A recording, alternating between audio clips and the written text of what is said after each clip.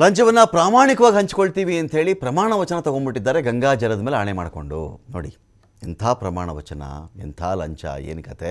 ಈ ಗ್ರೂಪ್ ಕತೆ ನೋಡ್ಬೇಕು ನೀವು.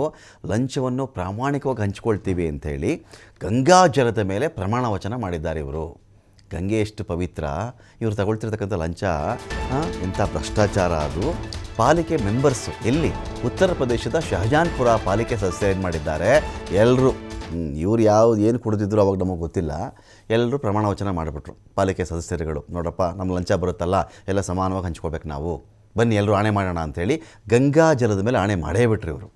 ಲಂಚದಿಂದ ಬರುವ ಹಣವನ್ನು 60 ಜನ ಸಮಾನವಾಗಿ ಹಂಚ್ಕೊಳ್ಬೇಕು ಅಂಥೇಳಿ. ಪಾಲು ಅಂದರೆ ಪಾಲು, ಮಾತಂದರೆ ಮಾತು. ಗಂಗಾ ಜಲದ ಆಣೆಗೂ ಇದು ಮಾತು ಅಂಥೇಳಿ. ನೋಡಿ ಇವರೆಲ್ಲರೂ ಕೂಡ ಯಾವ ನಶೆಯಲ್ಲಿದ್ದಾರೋ ಅದು ಏನು ಕಥೆನೋ ಒಂದು ಅರ್ಥ ಆಗಿಲ್ಲ.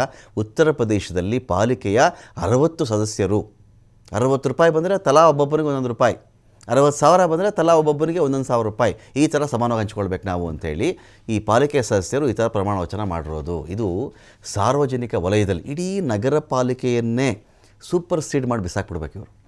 ಇವರಿಗೆ ನಗರ ಪಾಲಿಕೆ ಸದಸ್ಯರು ಅನಿಸ್ಕೊಳ್ಳೋಕ್ಕೆ ಲಾಯಕ್ಕಿಲ್ಲ ಇವರು. ಇವರೆಲ್ಲರನ್ನೂ ಸಸ್ಪೆಂಡ್ ಮಾಡಬೇಕು, ಮೊದಲು ಎಲ್ಲರನ್ನೂ ಮನೆ ಕಳಿಸ್ಬಿಡ್ಬೇಕು ಇಂಥವ್ರನ್ನ. ಮೋದಿಯವರು ಅವರಿಗೆ ಅತ್ಯುನ್ನತ ನಾಗರಿಕ ಪ್ರಶಸ್ತಿ ಕೊಡಬೇಕು ಅಂತ ಕೂಡ ಇದೀಗ ಟೀಕೆ ಕೂಡ ಇಲ್ಲಿ ಒಂದು ಕಡೆ ಕೇಳಿ ಬರ್ತಾ ಇದೆ.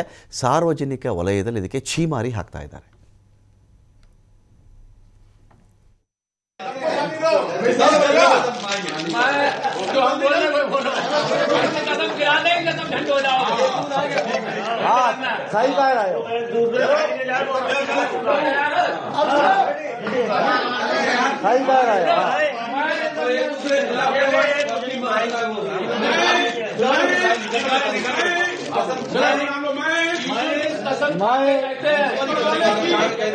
जो भी निगम की आमदनी होगी वो 60 में बटेने की बराबर से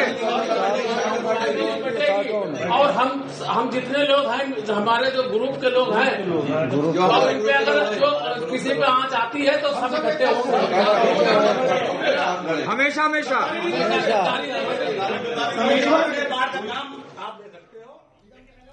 ದನ ತಿನ್ನೋರಿಗೆ ಗೊಬ್ಬರದಾಣೆ ಅಂತ ಒಂದು ಮಾತಿದೆ. ಹಸುವನ್ನೇ ಭಕ್ಷಿಸುವವರಿಗೆ ಗೊಬ್ಬರ ಕಟ್ಕೊಂಡು ಏನಾಗಬೇಕು ಅಂತ. ಗೊಬ್ಬರ ಪವಿತ್ರ, ಹಸು ಪವಿತ್ರ, ಒಂದು ಪೂಜನೀಯ ಸ್ಥಾನ ಇದೆ ಅಂತ ಹೇಳ್ತಾರಲ್ವ. ಯಾರಾದರೂ ಈ ಹಸು ತಿನ್ನೋರು ಎಷ್ಟು ಮಟ್ಟಿಗೆ ಅವ್ರಿಗೆ ಗೊಬ್ಬರದ ಮೇಲೆ ಆಣೆ ಮೇಲೆ ನಂಬಿಕೆ ಇರುತ್ತೆ, ಪ್ರೀತಿ ಇರುತ್ತೆ, ವಿಶ್ವಾಸ ಇರುತ್ತೆ. ಹಾಗೆ ಇವರು ಮಾಡ್ತಿರೋದೇ ಲಂಚದ ಕೆಲಸ. ಅದಕ್ಕೆ ಗಂಗಾಜಲ ಬೇರೆ ಸಾಕ್ಷಿ ಅಂತೆ. ಈ ಥರ ನಮ್ಮ ಕತೆ.